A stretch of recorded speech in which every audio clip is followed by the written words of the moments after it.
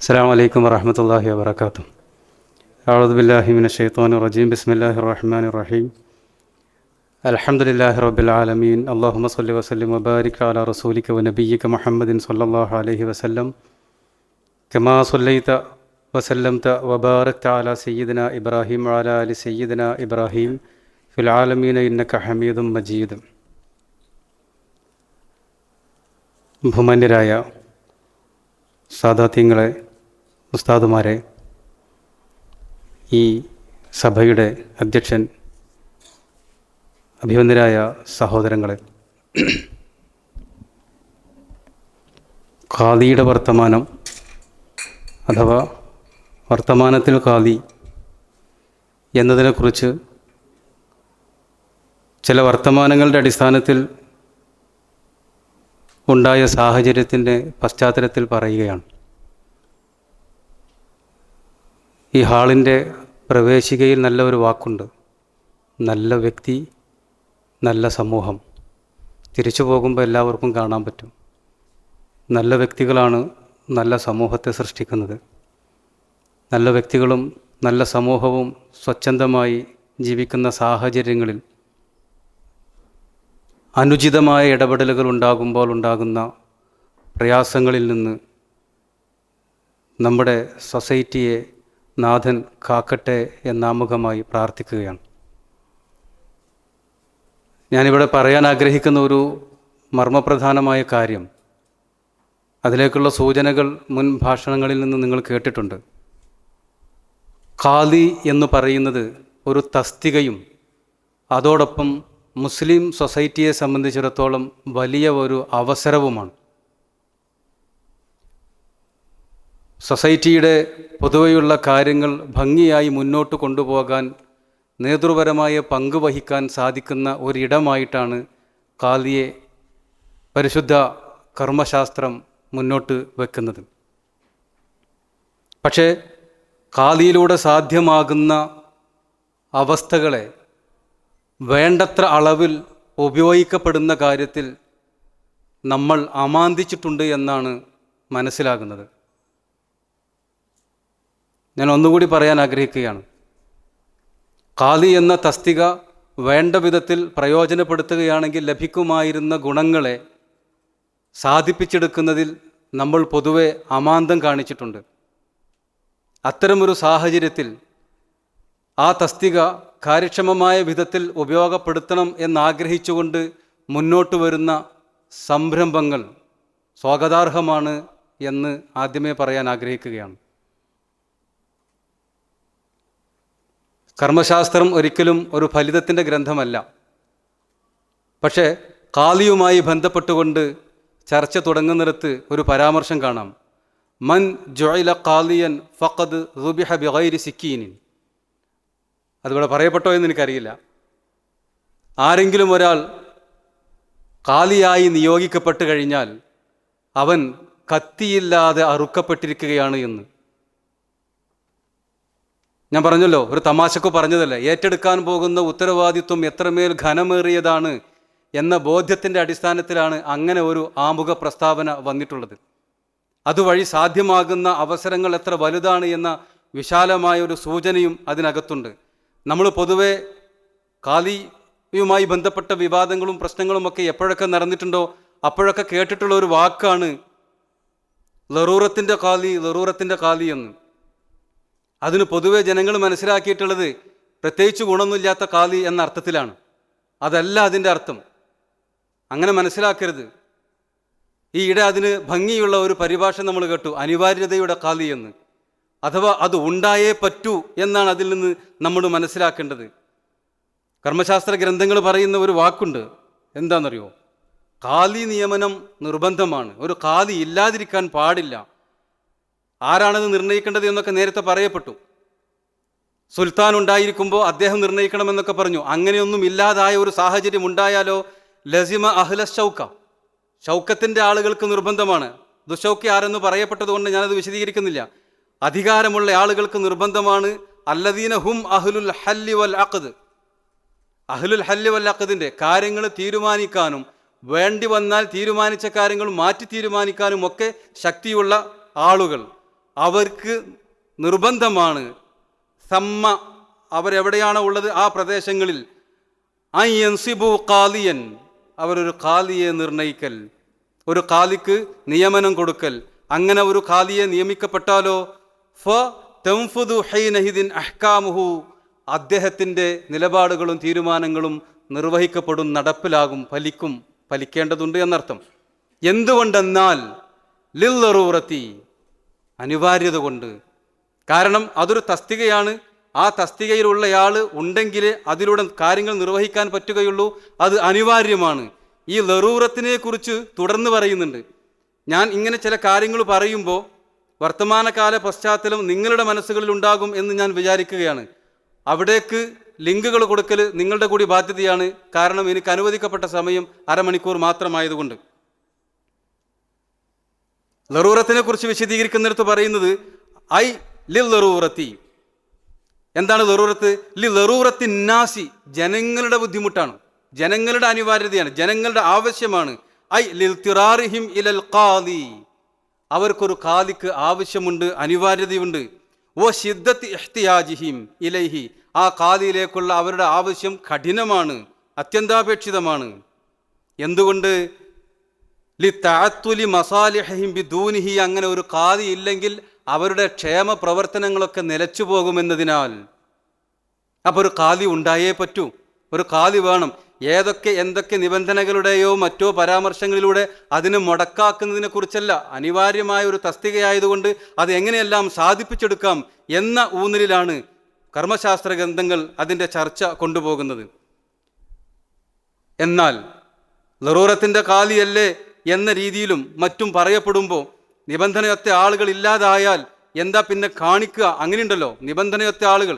ഇവിടെ നേരത്തെ പറയപ്പെട്ട ഞാൻ അതിൻ്റെ ബോൽബലകമായി പറയാണ്, പറഞ്ഞതനുസരിച്ച് നിലവിൽ യോഗ്യരായ ആളുകൾ ആരുമില്ല എന്നാണ് മനസ്സിലാവുന്നത്.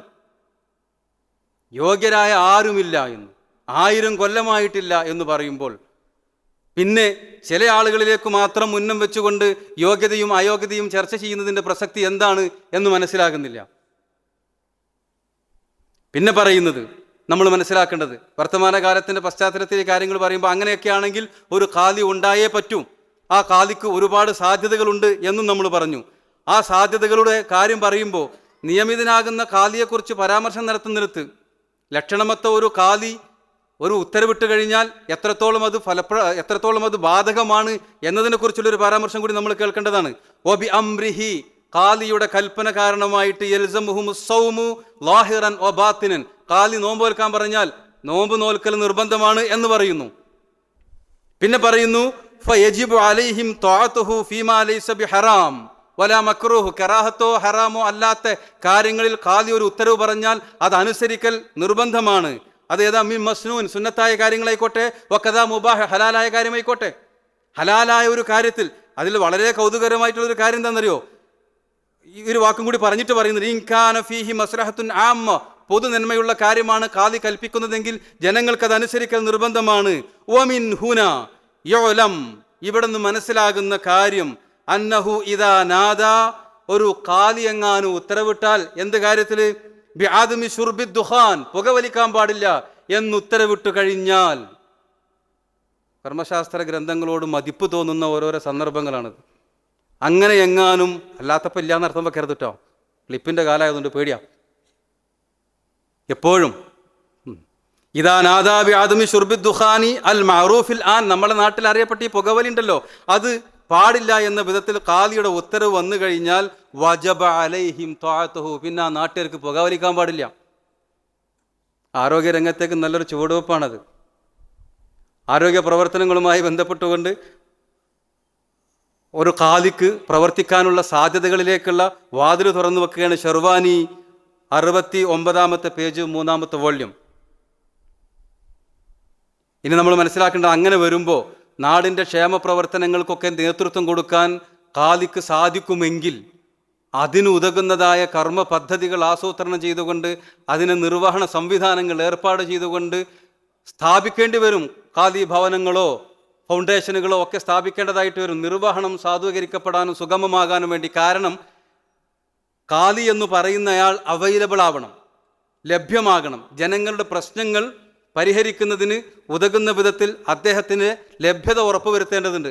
ആ ലഭ്യത ഉറപ്പുവരുത്താൻ ആവശ്യമായ സംവിധാനങ്ങൾ ഏർപ്പെടുത്താൻ മുൻകൈയെടുക്കേണ്ടത് ഖാദിമാർ തന്നെയാണ് എന്നുകൂടി വരുമ്പോൾ ഇതൊരു എന്തോ ഒരു വേണ്ടാത്ത പരിപാടി ഒന്നുമല്ല ഫൗണ്ടേഷനുകൾ സ്ഥാപിക്കുക എന്ന് നമ്മൾ കൂട്ടത്തിൽ മനസ്സിലാക്കേണ്ടതാണ്. അതാണല്ലോ ഖാദിയുടെ വർത്തമാനം. കൂട്ടത്തിലൊരു കാര്യം കൂടി പറയാം. ഈ ലറൂറത്തിൻ്റെ ഖാദിയാണെന്നുണ്ടെങ്കിൽ ഇങ്ങനെയൊക്കെ ഇപ്പോൾ ചെയ്യാൻ പറ്റുമോ പറ്റൂലേ അങ്ങനെയൊക്കെ ഉണ്ടല്ലോ കുറേ ആളുകൾക്ക് സംശയം. അത് ഞാൻ പറയുന്നില്ല, ഫത്താവൽ കുബൈറിൽ പറയുന്നത് കേൾക്കുക. വസുഇല റഹിമഹുല്ലാ, ചോദ്യത്തിന് ഉത്തരമായിട്ട് അൻ ഖാലിൽ ലറൂറ, ലറൂറത്തിൻ്റെ ഖാദിയെക്കുറിച്ച് ചോദിച്ചു. എന്താ ചോദ്യം?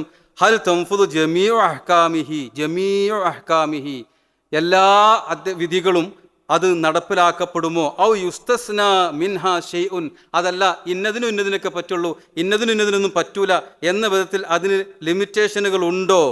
ഫഅജാബ, മഹാനവറുകൾ അതിന് മറുപടി പറഞ്ഞത് നഫഅനല്ലാഹു തആല ബിഹി ബിഖൗലിഹി, അദ്ദേഹത്തിൻ്റെ വാക്ക് ലാഹിറു കലാമിഹിം നുഫൂദുഹാ കുല്ലിഹാ, മുഴുവനും നടപ്പിലാകും എന്നാകുന്നു. അപ്പോൾ ലറൂറത്തിൻ്റെ ഖാദിയായതുകൊണ്ട് പിന്നെ അതൊന്നും പറ്റൂല ഇതൊന്നും പറ്റൂല എന്ന് പറയാതെ അവസരങ്ങൾ ഉപയോഗപ്പെടുത്തി ഭംഗിയായിട്ട് ചെയ്യാവുന്ന കാര്യങ്ങൾ, സ്വാഭാവികമായിട്ടും രാജ്യത്തിൻ്റെതായ പരിമിതികളും മറ്റു കാര്യങ്ങളൊക്കെ ഉണ്ട്, എന്നാലും ചെയ്യാവുന്ന കാര്യങ്ങൾ, സമൂഹത്തിനു കൂടി താല്പര്യമുള്ള വിഷയങ്ങൾ നിർവഹിക്കാൻ മുമ്പിൽ നിന്നു കൊടുക്കാനുള്ള ഈ അവസരങ്ങളിലേക്കുള്ള വിശാലമായ വാതിലുകളാണ് ഈ വരികളിലൂടെ തുറന്നു വെക്കപ്പെടുന്നത്. കൂട്ടത്തിൽ നമ്മളൊരു കാര്യം കൂടി മനസ്സിലാക്കേണ്ടത്, സാധാരണ സുൽത്താനൊക്കെ ഖാദിയായിട്ട് നിയമിക്കുന്ന സമയത്ത് ഇന്ന കാര്യങ്ങൾ ചെയ്യാനെന്ന് നിബന്ധന വെക്കാറുണ്ട്. ഇവിടെ നേരത്തെ പറഞ്ഞല്ലോ മുവല്ലം ഫിഹി, ഏതൊക്കെ ഇനത്തിലാണ് അദ്ദേഹം നിർണ്ണയിക്കപ്പെടുന്നത് എന്നൊരു നിബന്ധന പറഞ്ഞല്ലോ. അത് പൊതുവേ ഏൽപ്പിക്കപ്പെടുകയാണെങ്കിൽ പിന്നെ ആ ഇനം ഇല്ല, പിന്നെ എല്ലാത്തിലുമാണ്, എല്ലാ കാര്യങ്ങളിലുമാണ്. നമ്മുടെ നാട്ടിൽ പൊതുവെ ഏൽപ്പിക്കപ്പെടാറുള്ളത് അങ്ങനെ ഇന്ന ഇനം എന്ന് നിർണയിച്ചു കൊണ്ടല്ല എന്നതും കൂടി ഒരു വാസ്തവമാണ്. ഇന്ന ഇനത്തിൽ താങ്കളെ ഖാദിയാക്കുന്നു എന്ന് നിർണയം പറയാറില്ല, പൊതുവെയാണ്. അങ്ങനെ വരുമ്പോഴോ വയസ്തഫീദു ബിതൗലിയത്തിൽ ഖളാഇ അൽ ആം സായിറൽ വിലായാതി വ ഉമൂറൻ നാസി ഹത്താ നഹ്വി സകാത്തിൻ വഹിസ്ബത്തിൻ ലം യുഫവ്വല ലിഗൈരിഹി തുഹ്ഫ, 120 പേജ് 10 വോള്യം. എന്താ പറഞ്ഞത്? വയസ്തഫീദു ബിതൗലിയത്തിൽ ഖളാഇൽ ആം, പൊതുവായിട്ട് അധികാരാരോഹണം നടത്തപ്പെട്ട് കഴിഞ്ഞാൽ അതുകൊണ്ട് ലഭിക്കുന്ന അധികാരം ഏതാണ്? സായിറൽ വിലായാതി വ ഉമൂറൻ നാസി ഹത്താ നഹ്വി സക്കാത്തിൻ, സക്കാത്ത് അടക്കമുള്ള എല്ലാ കാര്യങ്ങളിലും ഇടപെട്ട് കാര്യങ്ങൾ നിർവഹിക്കാൻ ഖാദിക്ക് അവസരമുണ്ട് എന്നാണ്. ഇനി ഞാൻ ഈ സക്കാത്ത് പറഞ്ഞതുകൊണ്ടൊരു കാര്യം പറഞ്ഞോട്ടെ. വർത്തമാന കാലത്ത് ഖാദി എന്ന് പറയുന്ന മഹത്തായ അവസരത്തെ ഉപയോഗിക്കുന്ന കാര്യത്തിൽ നമ്മൾ അമാന്തിച്ചു നിൽക്കുന്നു എന്ന് ആമുഖമായിട്ട് ഞാൻ പറഞ്ഞപ്പോൾ അത് ഇത്തരം ചില കാര്യങ്ങൾ സൂചിപ്പിക്കാൻ കൂടി വേണ്ടിയിട്ടാണ്. ഖാദിക്ക് സക്കാത്ത് കൊടുക്കാൻ പറ്റുമോ? പറ്റൂലേ? ഒരു സംശയമില്ല, ഖാദിക്ക് സക്കാത്ത് കൊടുക്കാൻ പറ്റും. മാത്രമല്ല ഖാദിക്ക് സക്കാത്ത് കൊടുക്കലാണ് അഫ്ളൽ. അല്ലെങ്കിൽ ആരാണോ സുൽത്താൻ അല്ലെങ്കിൽ ഇമാമുൽ ആദമൊക്കെ ഉണ്ടാകുമ്പോൾ പിന്നെ ഇപ്പം ആ വിഷയം വല്ലാതെ നമ്മൾ ചർച്ചയ്ക്ക് എടുക്കാത്തതുകൊണ്ട് ഞാൻ അങ്ങോട്ട് കിടക്കുന്നില്ല. നമ്മുടെ ഈ കാലത്തെ കാര്യമല്ലേ ഇപ്പോൾ പറയേണ്ടതുള്ളൂ. എന്താണ് അവർക്ക് സക്കാത്ത് കൊടുക്കുന്നത് അഫ്ളലാകുന്നതിൻ്റെ കാര്യം? ആദ്യം ഞാൻ ഇബാറത്ത് വായിക്കാം.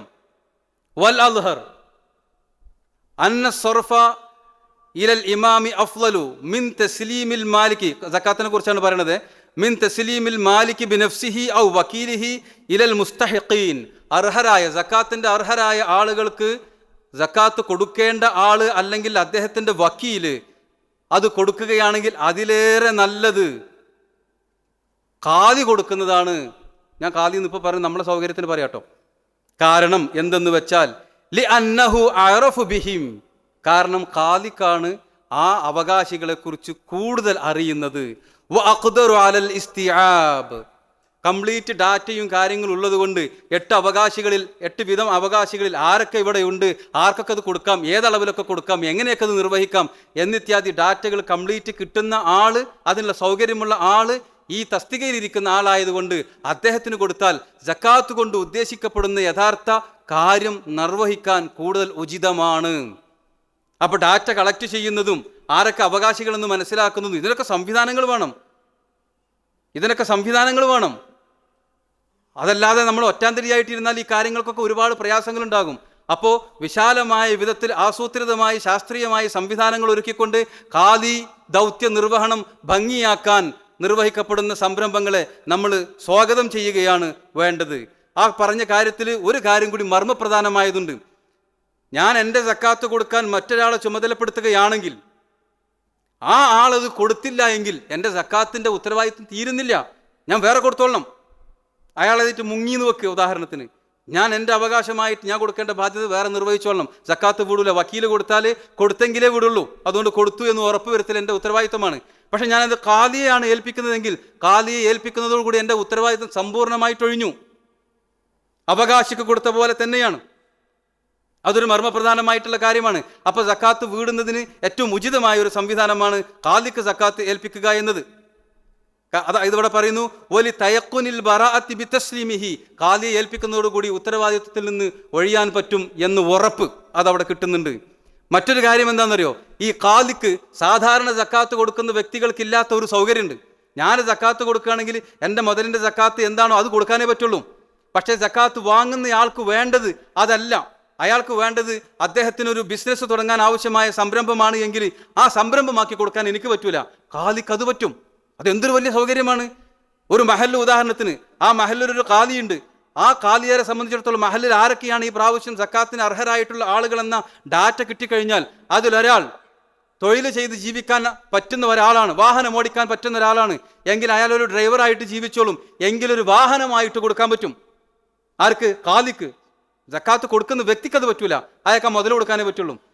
അപ്പോൾ അയാളത് വേണ്ട വിധത്തിൽ വിനിയോഗിക്കാതിരിക്കുകയാണെങ്കിൽ ഒരു പക്ഷേ എല്ലാ കാലവും അയാൾ സക്കാത്ത് വാങ്ങുന്ന ആളായിട്ട് തുടരുന്ന ഒരവസ്ഥ അവശേഷിക്കും. അതേസമയത്ത് ഓരോ വർഷത്തെയും സക്കാത്ത് വിഹിതം കൊടുക്കുക വഴി കുറേ ആളുകൾ വരും വർഷങ്ങളിൽ സക്കാത്ത് കൊടുക്കുന്ന മുതലാളിമാരായി മാറുന്ന വിധത്തിൽ സക്കാത്തിനെ ആസൂത്രിതമായിട്ട് കൈകാര്യം ചെയ്യാൻ ഖാദിയാർക്ക് സാധിക്കുമ്പോൾ അത് ഉപയോഗിക്കപ്പെടേണ്ടതുള്ളൊരു കാര്യമാണ്. നല്ല കാര്യങ്ങൾക്ക് അള്ളാഹു തൗഫീഖ് നൽകി അനുഗ്രഹിക്കുമാറാവട്ടെ. അപ്പോൾ വാങ്ങുന്നവൻ്റെ ഹിതവും ഗുണവുമൊക്കെ അഭിരുചിയുമൊക്കെ പരിഗണിച്ചുകൊണ്ട് വിതരണം ചെയ്യാനുള്ള സാധ്യത ഖാദിക്കുള്ളത് കൊണ്ട് ഖാദിയാർക്ക് ഏൽപ്പിക്കലാണ്, സക്കാത്ത് ഏൽപ്പിക്കലാണ് ഏറ്റവും നല്ലത് എന്ന് പറയുന്നു. ഇതൊക്കെ വർത്തമാനകാലത്ത് നമ്മൾ കാര്യഗൗരവത്തോടെ മനസ്സിലാക്കുകയും അതിൻ്റെ പേരിൽ നിർമ്മിക്കപ്പെടുന്ന സംരംഭങ്ങളെ പ്രോത്സാഹിപ്പിക്കുകയും മാതൃകകൾ ഉൾക്കൊണ്ടുകൊണ്ട് ഖാദി നിർവഹണത്തിന് ഉചിതമായ സംവിധാനങ്ങൾ ഉണ്ടാക്കാൻ എല്ലാവരും മുന്നോട്ട് വരേണ്ടതുമാണ്. പിന്നൊരു കാര്യം ഇവിടെ പറയപ്പെട്ടതാണെങ്കിൽ ഞാൻ ഒന്നായിട്ട് സൂചിപ്പിച്ചോട്ടെ ചെറുതായിട്ട്. സത്യത്തിൽ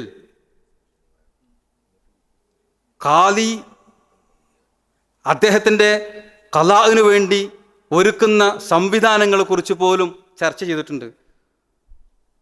വയുസ്തഹബ്ബു കൗനു മജ്ലിസിഹി, അദ്ദേഹത്തിൻ്റെ മജ്ലിസ്, അതിന് നിങ്ങൾ അർത്ഥം വെക്കുന്നത് ഫൗണ്ടേഷൻ അർത്ഥം വെച്ചാലും വേണ്ടിയില്ല, ഖാദി ഭവൻ അർത്ഥം വെച്ചാലും വേണ്ടിയില്ല, എന്തർത്ഥം വെച്ചാലും വേണ്ടിയില്ല.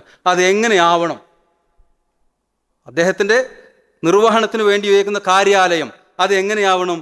അല്ലദീ യഖ്ദി ഫീഹി, അവിടെ നിന്നുള്ള മൂപ്പര് ഇത് നിർവഹിക്കുന്നത് ഫസീഹൻ, അത്യാവശ്യം വിശാലതൊക്കെ വേണം. ഫിഖ്ഹിൻ്റെ കിതാബ് പറയാണ്, അല്ലാതെ CIC-യുടെ ചെക്ക് ലിസ്റ്റ് പറയല്ല.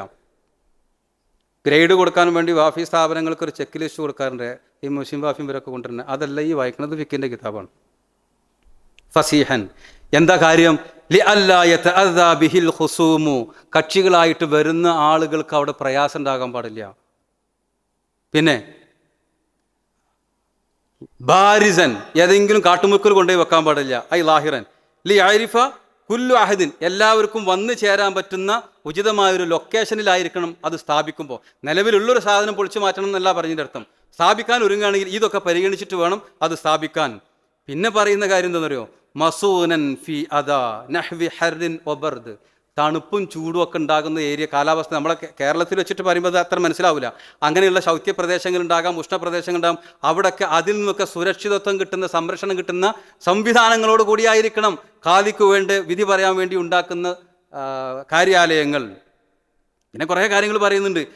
പിന്നെ സീസൺ പരിഗണന എന്ന് വെച്ചാൽ ലായിഖം ബിൽ വഖ്ത്, സീസൺ ഫ്രണ്ട്ലി ആയിരിക്കണം എന്ന് പറയുന്നു.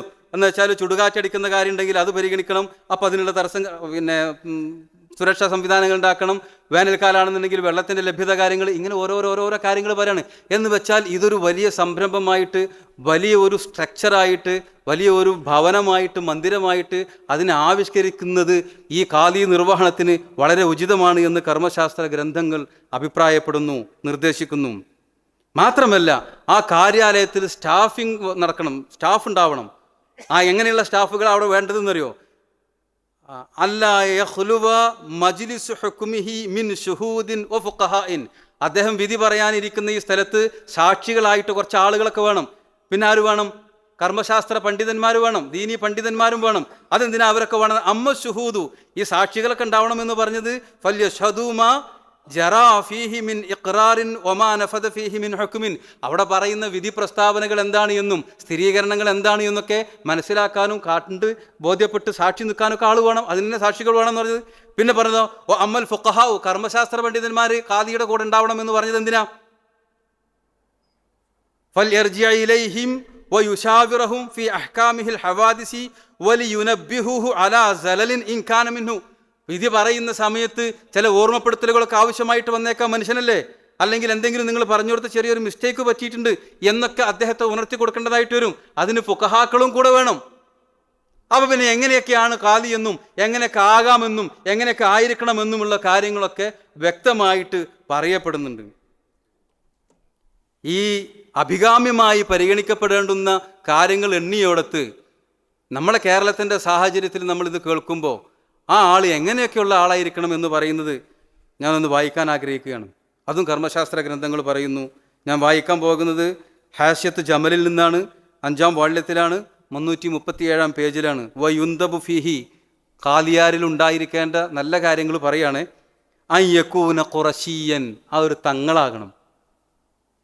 ഖുറൈശി ആവണം എന്ന് പറഞ്ഞാൽ ഇപ്പം നമുക്ക് അങ്ങനെയല്ല അർത്ഥം വെക്കാൻ എളുപ്പം മനസ്സിലാവാൻ വേണ്ടിയിട്ട് തങ്ങളാവണം. പിന്നെ നസീബൻ, നല്ല മഹത്വമാർന്ന കുലീനമായ തറവാട്ടുകാരനാകാം. ദാഹിൽമിൻ, ആള് നല്ല പക്വമതിയായിരിക്കണം, വിവേകിയായിരിക്കണം. പ്രക്ഷുബ്ധമായിട്ടിങ്ങനെ ഇളകി മറിയണ സമയത്ത് വഖൂലൂ ലിന്നാസി ഹുസ്ന എന്നൊക്കെ പറയാൻ പറ്റുന്ന ആൾക്കാരായിരിക്കണം. വലീനിൻ, സൗമ്യനായിരിക്കണം. വഫിത്തനത്തിന്, നേരത്തെ വായിച്ചു, അത് നല്ല ബുദ്ധിയുള്ള ആളായിരിക്കണം. തയഖുദിൻ, ജാഗ്രതയുള്ള ആളായിരിക്കണം. വഖാരിം വസക്കീന, നല്ല ശാന്ത ഗംഭീരനായിരിക്കണം. കാത്തിബൻ, എഴുതാൻ പറ്റുന്ന ആളായിരിക്കണം. സഹീഹൽ ഹവാസി വൽ അഅ്ദാഇ, ഈ അംഗങ്ങളൊക്കെ സുഭദ്രമായിരിക്കണം. ഹവാസുൽ ഖംസ്, നമ്മളെ പഞ്ചേന്ദ്രിയങ്ങളൊക്കെ സുഭദ്രമായിരിക്കണം. ആരിഫൻ ബി ലുഗത്തി അഹ്ലി മഹല്ലി വിലായത്തിഹി, നാട്ടിലെ ഭാഷ അറിയുന്ന ആളായിരിക്കണം. അങ്ങനെ പറഞ്ഞു പോയിട്ട് പിന്നെ പറയുന്നൊരു കാര്യം എന്ന് വെച്ചാൽ സലീമമ്മിന ഷഹനായി, ഷഹനാ ഇല്ലാത്ത ആളായിരിക്കണം. പകയും വിദ്വേഷവുമായിട്ട് നടക്കുന്ന ആളായിരിക്കരുത്. ആ ജാതി മാനസിക രോഗമുള്ള ആൾക്കാരെ നീ പണിക്ക് അഭികാമ്യമല്ല എന്നാണ് പറഞ്ഞത്. സദൂഖൻ വാഫിർ അഖ്ലിൻ എന്നൊക്കെ അങ്ങനെ പറഞ്ഞു പോകുന്നുണ്ട്. അപ്പം ഇങ്ങനെയൊക്കെയുള്ള ലക്ഷണങ്ങൾ ഇങ്ങനെ പറയുമ്പോൾ ആരാണ് നല്ലോണം പറ്റിയതെന്ന് ഇബാറത്തുകൾ വായിക്കുമ്പോൾ നമുക്ക് മനസ്സിലാകുന്നുണ്ട്. വർത്തമാനകാലത്ത് ഖാദി നിർവഹണത്തിൻ്റെ സാധ്യതകൾ നിർവഹിക്കപ്പെടുന്നതിന് ഉചിതമായ സംരംഭങ്ങൾ ഉണ്ടാക്കപ്പെട്ടുകൊണ്ടിരിക്കുന്നതിൻ്റെ സന്തോഷത്തിലാണ് നമ്മൾ ഉള്ളത്. ഇവിടെ ഒരു ചെറിയ കാര്യം കൂടി കൂട്ടിച്ചേർത്ത് ഞാൻ എൻ്റെ വാക്കുകൾ അവസാനിപ്പിക്കുകയാണ്. നിബന്ധനകളും കാര്യങ്ങളൊക്കെ ഒരുപാട് ഇവിടെ പറഞ്ഞു, ആ കാര്യങ്ങളിലേക്ക് ഇനി കടക്കുന്നില്ല. പക്ഷെ നമ്മളൊരു കാര്യം ഇവിടെ മനസ്സിലാക്കേണ്ടതുണ്ട്. കേരള സമൂഹത്തിന് എല്ലാവർക്കും ഒരുപോലെ അറിയുന്ന ഒരു കാര്യം. അതെന്താണ്?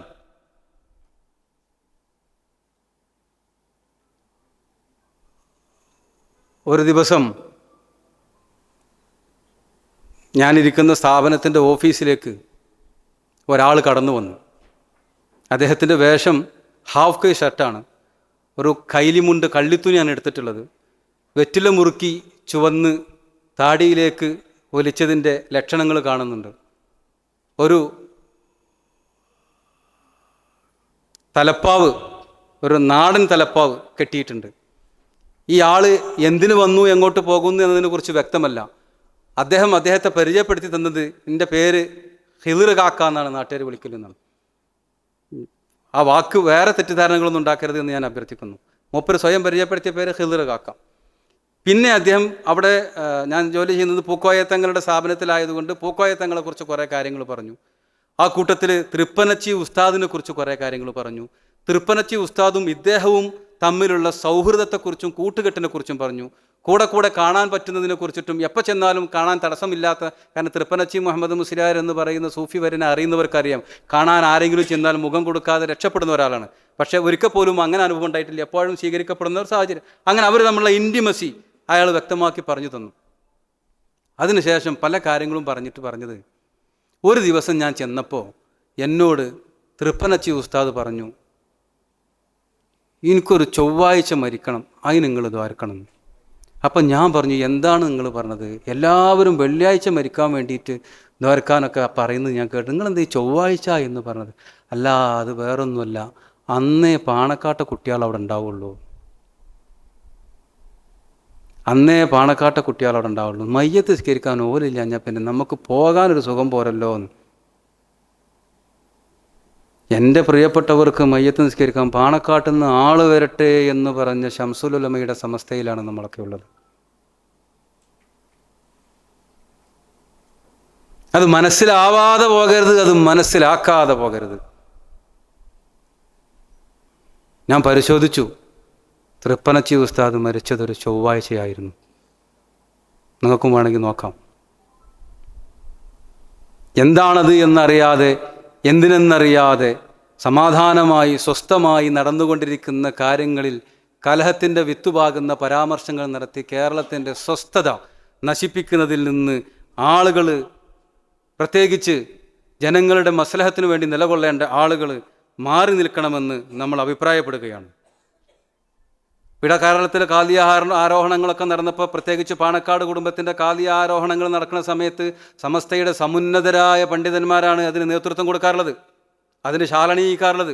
അവരുടെ കാലം, പണ്ട് കാലവും അങ്ങനെ തന്നെ, ഇപ്പോഴത്തെ കാലവും അങ്ങനെ തന്നെയാണ്.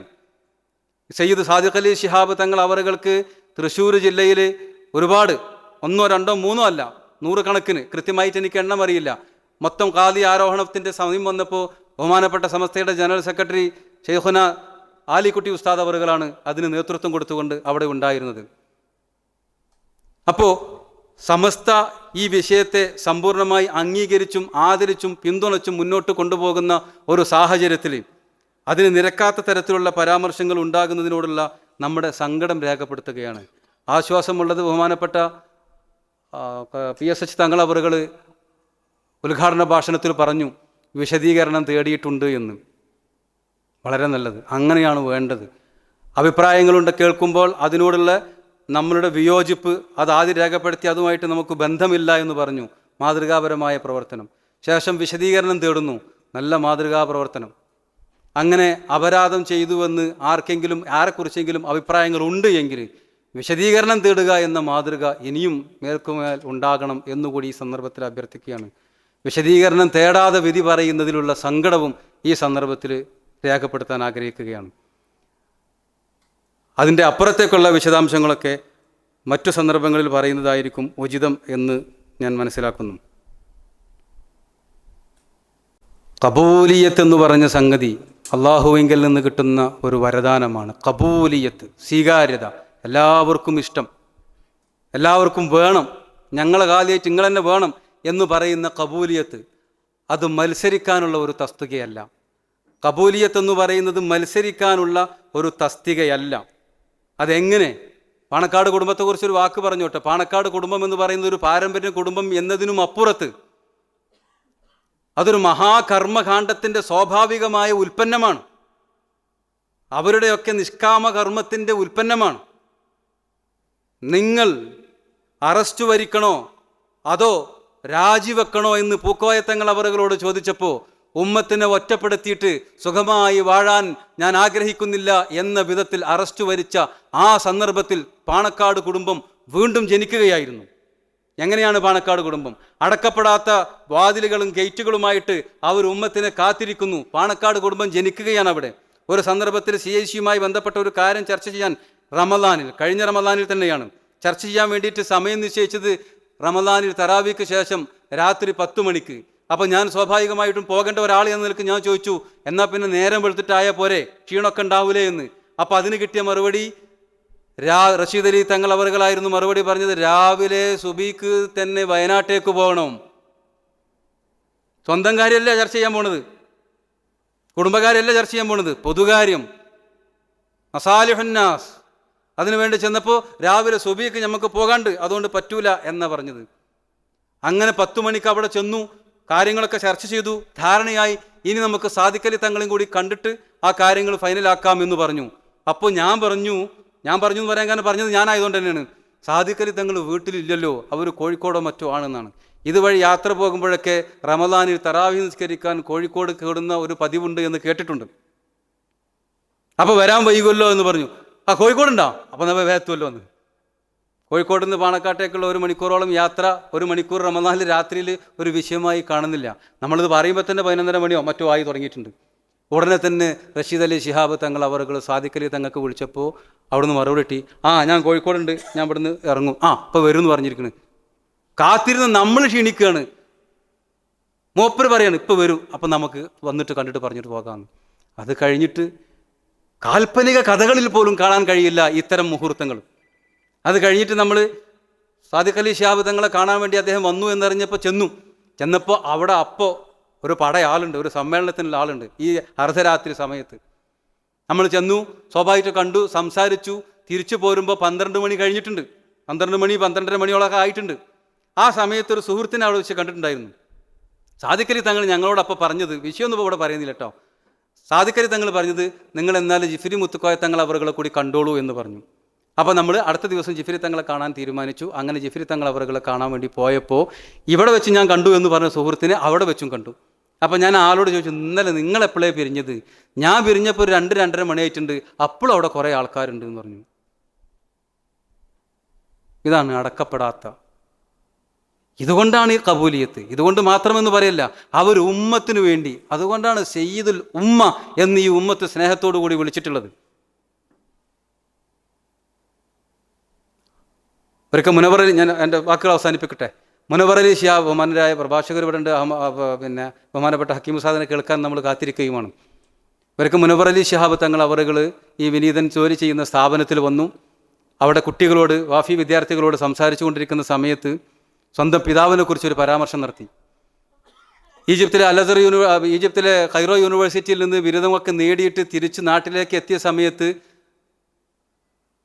ബാഫക്കി തങ്ങൾ അവറുകൾ, ബഹുമാനപ്പെട്ട ബാഫക്കി തങ്ങൾ അവറുകൾ പൂക്കോയ തങ്ങളോട് പറഞ്ഞത്രേ, നമുക്ക് കോയ മോനെ സൗദിയിലേക്ക് പറഞ്ഞേക്കാം, അവിടെ ഒരു കോളേജിൽ ജോലി ഞാൻ ശരിയാക്കിയിട്ടുണ്ട് എന്ന്.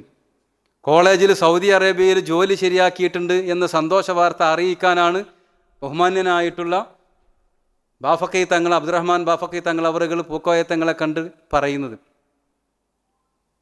അപ്പോൾ പൂക്കോയ തങ്ങൾ എന്താ മറുപടി പറയേണ്ടത്? പണക്കാടിനെ മനസ്സിലാക്കാൻ വേണ്ടിയിട്ട് ഞാൻ പറയാണ്. പൂക്കോയ തങ്ങൾ എന്താ, ഈജിപ്തിൽ വരെ പോയി പഠിച്ചു വന്ന ഒരാൾ, ആ പഠിച്ചത് എവിടെയെങ്കിലുമൊക്കെ ഒന്ന് കൊണ്ടുപോയി വെക്കണ്ടേ, പ്രയോജനപ്പെടുത്തണ്ടേ, കാരിയർ നോക്കണ്ടേ, ഔദ്യോഗിക തലങ്ങളിലേക്ക് കയറിപ്പോകാനുള്ള പടവുകൾ ബാഫക്കി തങ്ങളെ പോലത്തെ ഒരു മഹാനുഭാവൻ ചാരി വെച്ചിട്ടുണ്ട്. ആ കോണിമ കൂടെ കയറിക്കോട്ടെ, ഞാൻ അവസരം ഒരുക്കിയിട്ടുണ്ട് എന്ന് വന്ന് പറയാണ്. ആ പറഞ്ഞ സമയത്ത് പൂക്കോയ തങ്ങൾ അവരുടെ ഭാഷ പറഞ്ഞ പൂക്കോയ കുട്ടി പറഞ്ഞു, അല്ല കോയമോൻ ഇവിടെ പണിയുണ്ട്, അവിടേക്കൊന്നും പോകണ്ടെന്ന്. പിന്നെ മുനവർ അലി ശിഹാബ് തങ്ങൾ തുറന്ന് പറയുന്നത്, എന്താ കോയമോൻ്റെ പണിയെന്നറിയോ? അവിടെ പൂക്കോയ തങ്ങളെ കാണാൻ വേണ്ടി കുറേ ആൾക്കാർ വരും. അപ്പോൾ പൂക്കോയ തങ്ങൾ വിളിക്കും, കോയമോനെ ചായ കൊടുക്കി, കോയമോനെ ചായ കൊടുക്കി. വരുന്നവർക്കൊക്കെ ചായ കൊടുക്കലാണ് കൈറോ യൂണിവേഴ്സിറ്റിയിലെ ബിരുദം വാങ്ങി വന്ന ആൾക്ക് സൗദിയിലെ ജോലി ഉപയോഗിച്ചുകൊണ്ട് പൂക്കോയ തങ്ങൾ ഏൽപ്പിച്ചത്. ഉമ്മത്തിൻ്റെ ദാഹം തീർക്കാൻ എൻ്റെ ഈ മകനെ വേണം എന്ന ക്രാന്തദർശിത്വമായിരുന്നു അവിടെ ജനിച്ചത്. പാണക്കാട് വീണ്ടും ജനിക്കുകയായിരുന്നു. അങ്ങനെ പാണക്കാട് ജനിച്ചുകൊണ്ടേയിരിക്കുകയാണ്. അത് ഈ ഉമ്മത്തിൻ്റെ കാവലായിട്ട്, സമൂഹത്തിൻ്റെ ശാന്തത നിലനിർത്തുന്ന ഒരു പശയായിട്ട് നിലനിൽക്കുകയാണ്.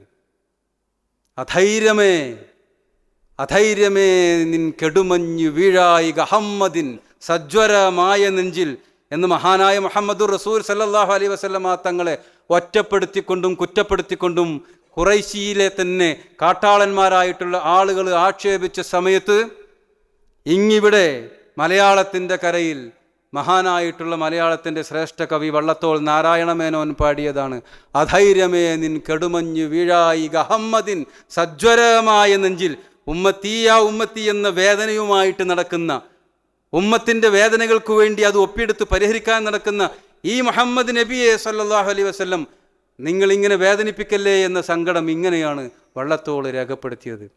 ഉമ്മത്തിനു വേണ്ടി ആ പാരമ്പര്യത്തിൻ്റെ താവഴിയിൽ ഇങ്ങേയറ്റത്ത് സയ്യിദുൽ ഉമ്മ കർമ്മം നിർവഹിച്ചു കൊണ്ടിരിക്കുമ്പോൾ അദ്ദേഹത്തിൻ്റെ പിന്നാലെ നിന്ന് അഭിമാനത്തോടു കൂടി എല്ലാ പിന്തുണയും പ്രഖ്യാപിച്ചുകൊണ്ട് നമ്മളുമുണ്ട്. അസ്സലാമു അലൈക്കും വറഹ്മത്തുള്ളാഹി വബറകാതുഹു.